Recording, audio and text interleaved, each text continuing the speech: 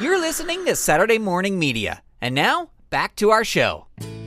I have a lot of really cool friends who do a lot of really cool things.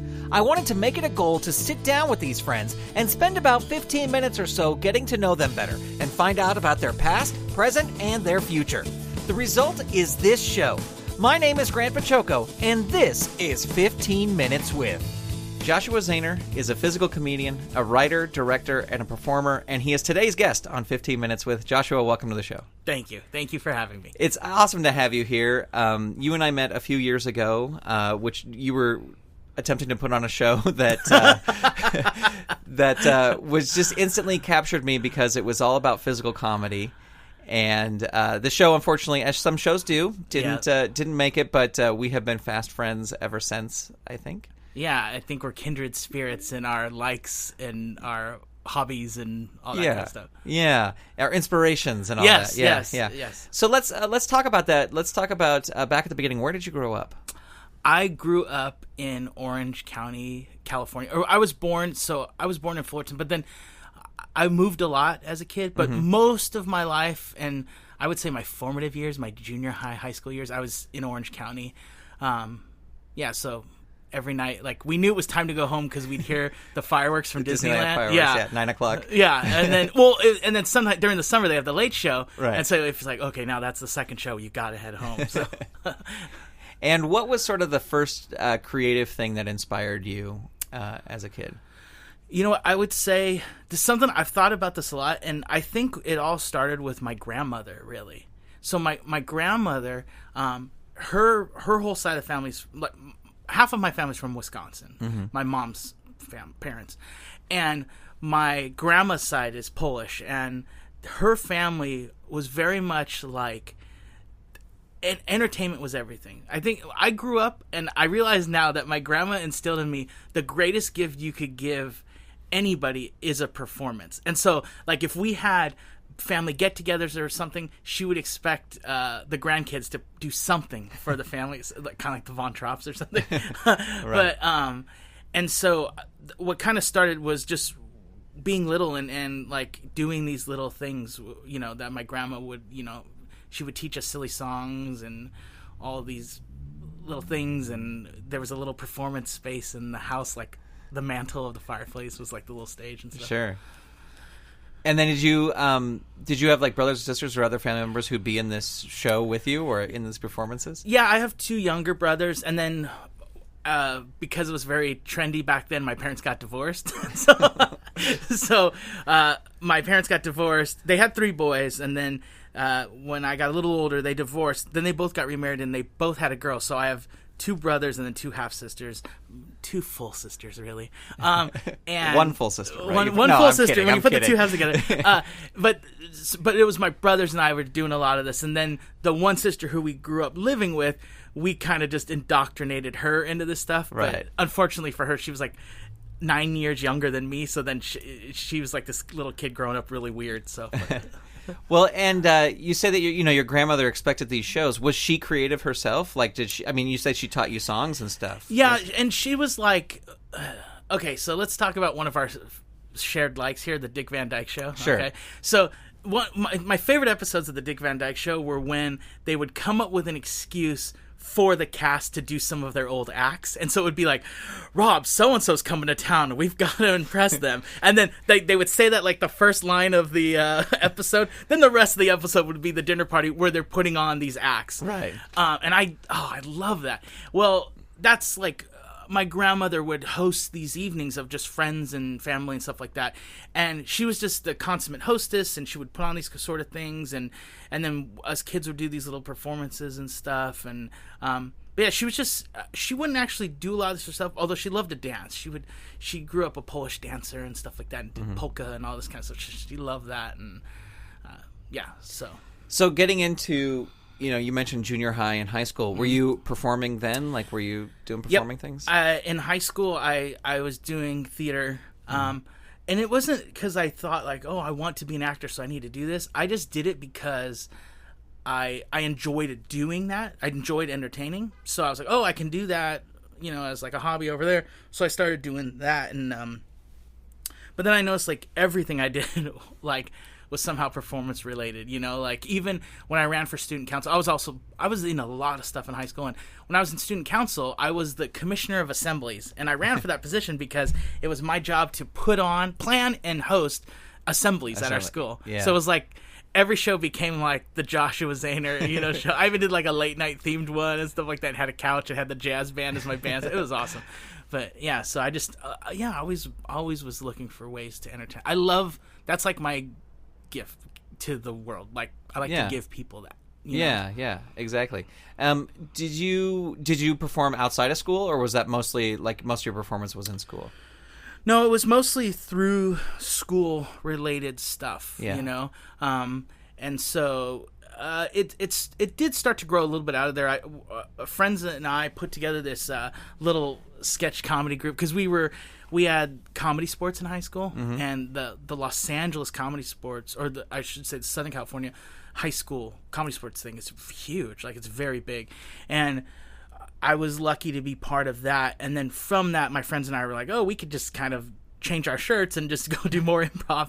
So we were like these weird kids in Orange County doing this stuff. And we actually like started making some money off of it, which was insane. Yeah. Yeah.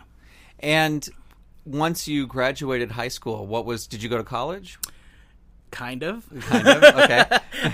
I went to Ringling Brothers in Barnum and Bailey Clown College. So, there you go. Yeah. So it was fun. What inspired you to do that? Okay, this is the story. Okay. So I was performing in high school, and we would do these theater competitions. Well, the reason why I found improvisation is because I was bad at memorizing things. At least I told myself. It's mostly because it takes time to memorize, and I didn't want to put in the time. So there was this competition one time where it was like, oh, we competed in these high school festivals, and my teacher was like, there's a category called improvisation. You make up the stuff on the spot. I'll teach you guys how to do it. And I was like, yeah, I'll do that. Yeah. And so somewhere the Ringling Brothers people saw me at some competition or something. They never told me where, and they wouldn't tell me where, but they saw me somewhere performing, and I started getting letters from them my senior year asking me if I would audition to go to clown college. And the first couple letters that came, I thought it was a joke or a friend sent, because it's like colorful envelope, and it's like this prestigious like looking letter, but with like clown shoes as a logo and stuff. And I was like, what? Someone's playing a trick on me. But then, and the guy's name, the dean of the clown college, was Dick Monday, and I was like, that is a made-up name. Yeah. And then I got a phone call one day from a voice I didn't recognize from an older guy saying, "Hello, this is Dick Monday. I've been trying to reach you, Joshua." And I was like, "Oh, this might be real." And so he invited me to an audition here in LA, which was like, wow, I'm driving to LA for an audition. And I went and auditioned, and then I got accepted. And so I graduated high school and college the same year. So you were recruited to you're like a first round draft pick for... Yeah, maybe not the first round, because my last name is Zehner, so I was... Oh, but this is a neat fact. You'll like this. I don't know if I told you this, Grant, but because of my last name being Zehner, and because the clown college officially closed the year after I graduated, I am the last graduate of the Ringling Brothers at Barnum Bailey Clown College. Yeah. Yeah. Well, and what was clown college like? What was that experience like? It was everything you would expect and some. So, yes, we did have classes on throwing pies, and yes, we had makeup class every day and stuff like that. But then also, the reason why I went there is because I didn't want to be a clown. I didn't like clowns and stuff like that. But then Dick Monday, the legend, he spoke to me and he was like, "Look, do you like Chris Farley? Do you like you like Ace Ventura and all that?"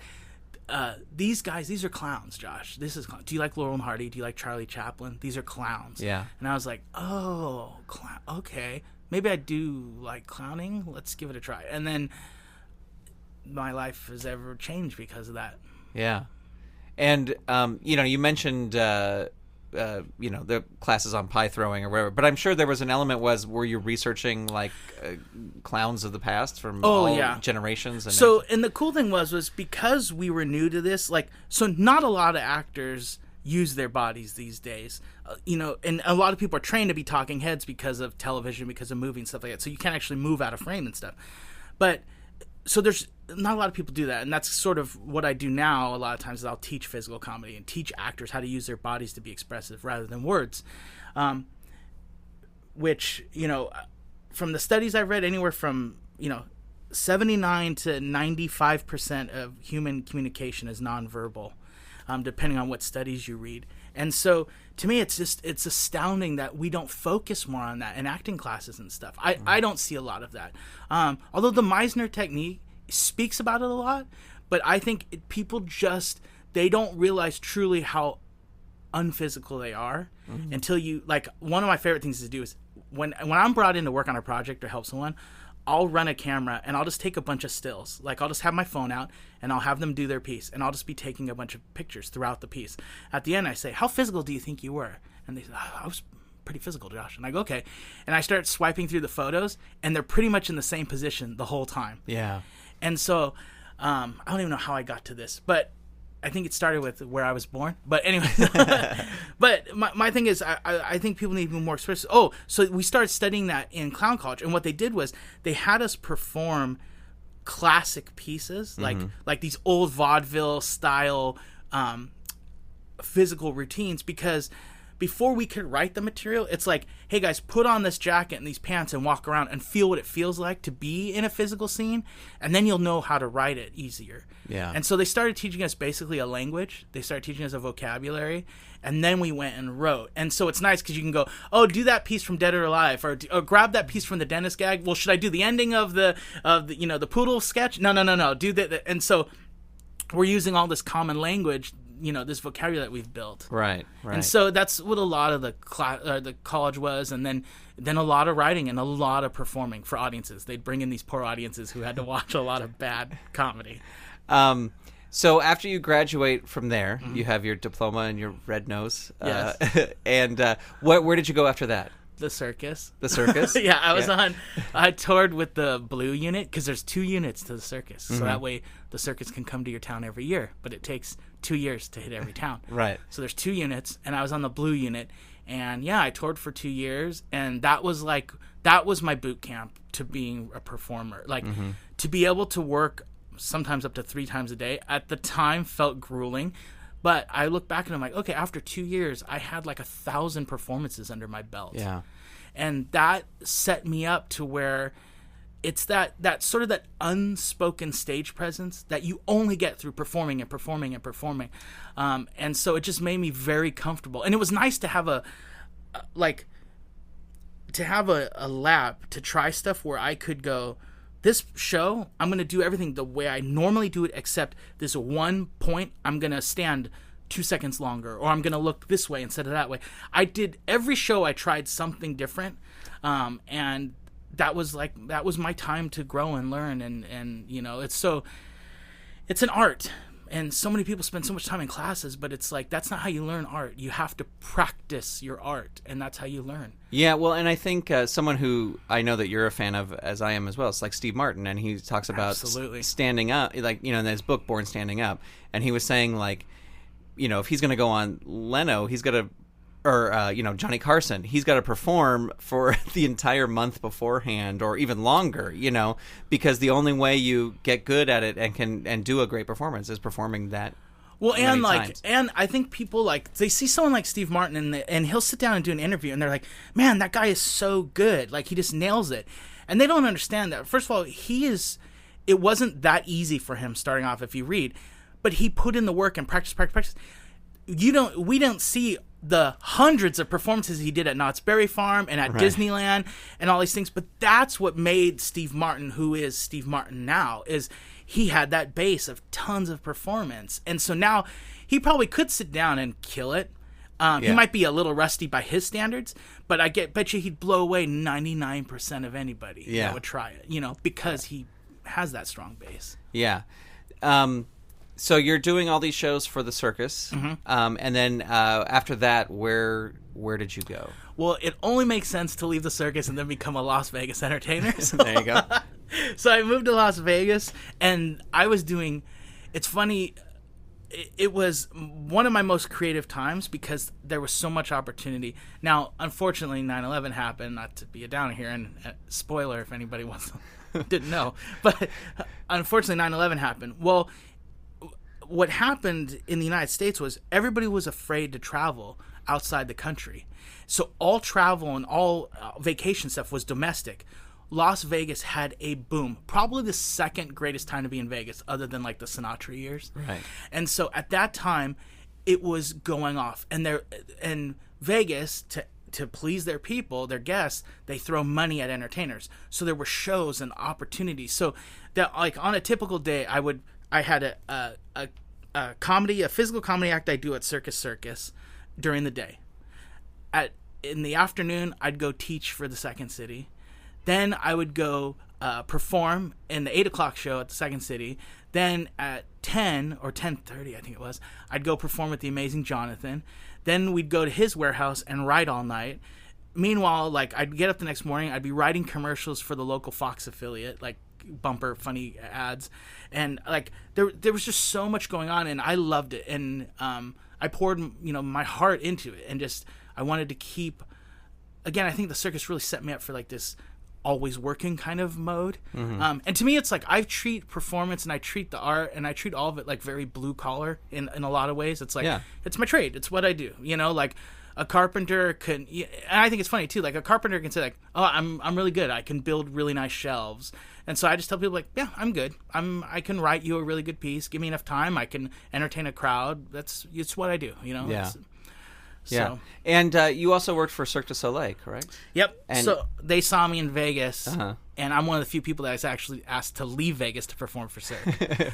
So I went to Montreal with one of my best friends, who was entertaining in another show in Las Vegas, Christian Fitzharris, and he and I were cast as partners as part of a trio, and we worked with Gordon White, who's to this day like one of the funniest people I've ever worked with, and he's older, and he was this king, and we were like his two fools, but we were the clowns of Kooza, and we helped write Kooza, and we helped write we wrote all of our material, and that was awesome.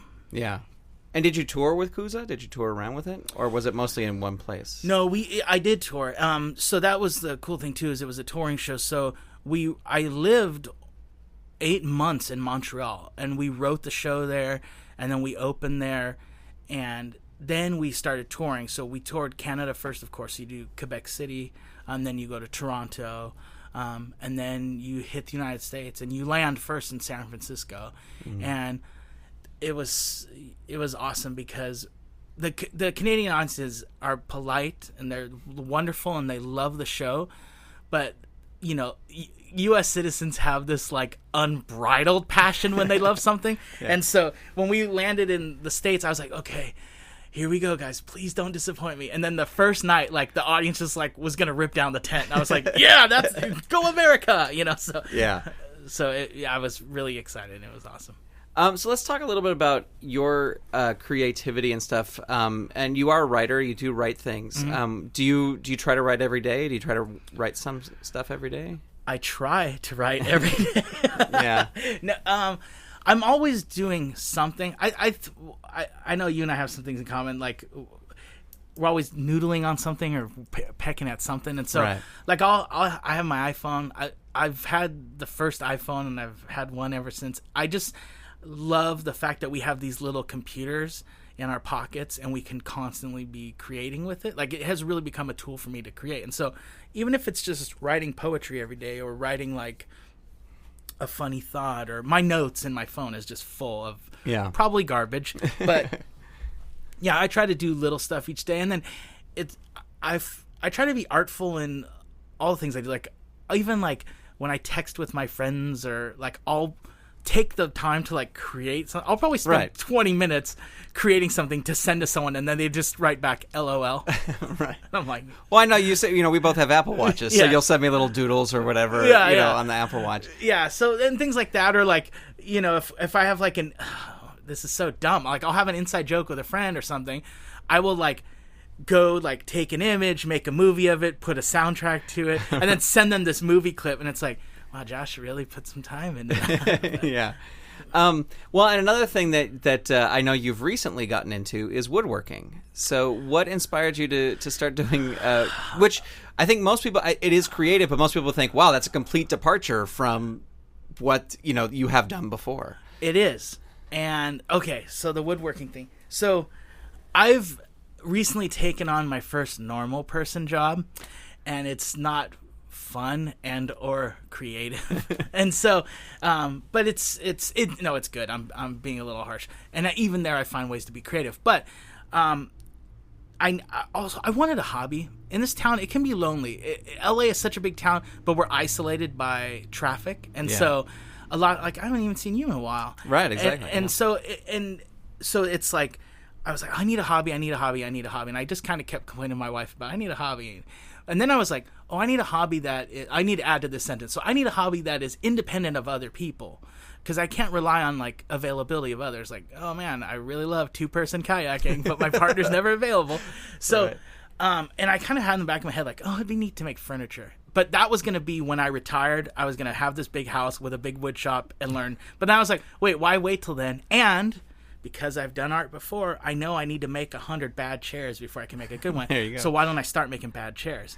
So I started taking woodworking classes here in town, and I love it because in some ways, art is art. Like, the process to learn any art is exactly the same. You have to do it, and you find a master, and you apprentice yourself to them, and you learn. And the first 1,000 things you learn are all the mistakes they made and how not to make them.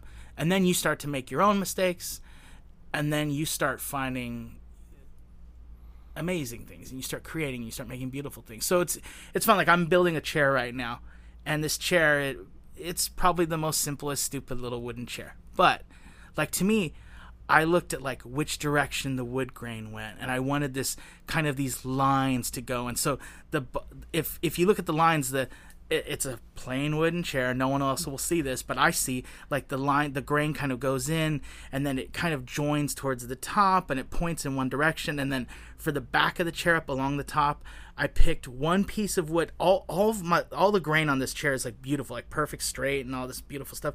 But I picked for the back of the chair this piece with kind of like this small knot in it, like kind of off center. Mm-hmm. So there's, like, this little piece of imperfection, but also it gives the chair character. So it's like, here I am putting, like, all this thought into this little chair. But I think you can be artful in everything you do. Everything you do could be, because really it's just putting thought into it and finding a story. You know, we all go back to it all starts with the cavemen telling stories around the fire. But to me, it's, I teach a lot, and one of my students one time said, I keep saying art. I talk about art, and they're like, you say art a lot for a comedy class. But, so what is art? And I was like, what is art? I said, let me get back to you. So for a few weeks I thought, and I kept trying to define it, like what I think art is, and then I would, like, rip up that definition. And to me, I think art is at least this is my working definition right now at this point in my life. But art to me is the capturing and passing of emotion. And I say that because when you go to create something, and people who actually create shows and stuff for a living, they know this, but it's like, like, I'll tell someone, like, they'll bring me in to work on a project. Okay, Josh, we want help writing the show. And I go, okay. The first thing I always ask is, when the curtain drops, what do you want the audience to be feeling at the end of the show? Do you want them to stand up and start applauding? Do you want them to sit back in their chair and go, wow, like, I just went through something? Do you want them wiping tears from their eyes? What do you want? And then we're going to capture the emotion we want and transfer it to them. And we'll transfer it through a story, and we'll transfer it through words. And a sculptor transfers it through the sculpture. You know, when you ask an artist, like, what does the sculpture mean? I don't think, a lot of times they say, well, it's whatever you want. But I know through talking with my friends that they want you to feel something. And I think that they put that emotion into that, or actually they found it in there. I think it's in there. But a song is about transferring emotion. Operas are about it. Anything. It's about transferring emotion, and so that's, like, my goal is to try to transfer emotion in everything I do. I want people to feel something in everything I do. Yeah. That is amazing. I like that a lot. That's to me a perfect definition. Thanks. So if people wanted to kind of follow you online and see what's up with you, where can they go do that? JoshuaZehner.com is probably the best place. JoshuaZehner.com. All right, we'll have a link to that in the show notes. Joshua, thank you so much for talking to me today. I really appreciate it. Thank you, Grant. I had fun. Joshua Zehner was my guest on this episode of 15 Minutes With. You can check in with Josh online at his website, which is joshuazehner.com.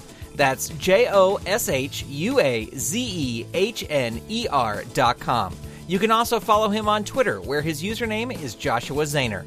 Want to hear even more of my conversation with Josh? Download the free Saturday Morning Media app for iOS and Android and click where it says bonus audio in the entry for this episode. For more information, visit SaturdayMorningMedia.com/app.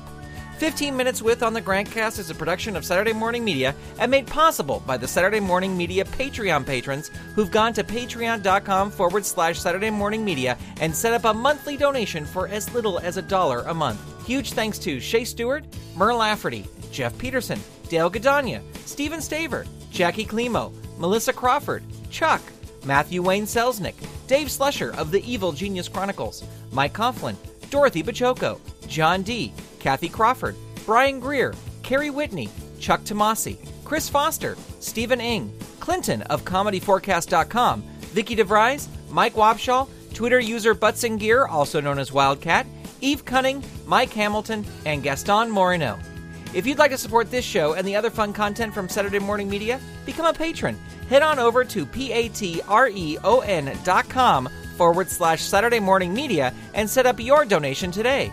You can also tell a friend about the show or leave the show a review on iTunes.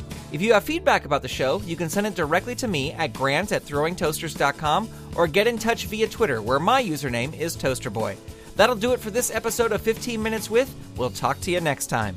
The GrantCast is copyright 2016 Saturday Morning Media, Grant Baciocco, executive producer. All rights reserved. www.SaturdayMorningMedia.com. Elf-Centered is a monthly, completely improvised broadcast from Santa's Village. Join elves Gavin, Beatrice, and Gary as they talk about the latest goings-on from the North Pole. He has a pass to the radio station. I know, but he's got to go through the security check. Well, he'll be fine. Okay. You know Gary, drop of a hat, he'll strip down to his jingle shoes. That's what we're worried about. Oh. He's been red-nosed. Really? Yes, he has. He has. Oh, no. Well, Subscribe to Elf-Centered. Visit elfcenteredshow.com today. You've been listening to Saturday Morning Media. Stay tuned. We'll be right back.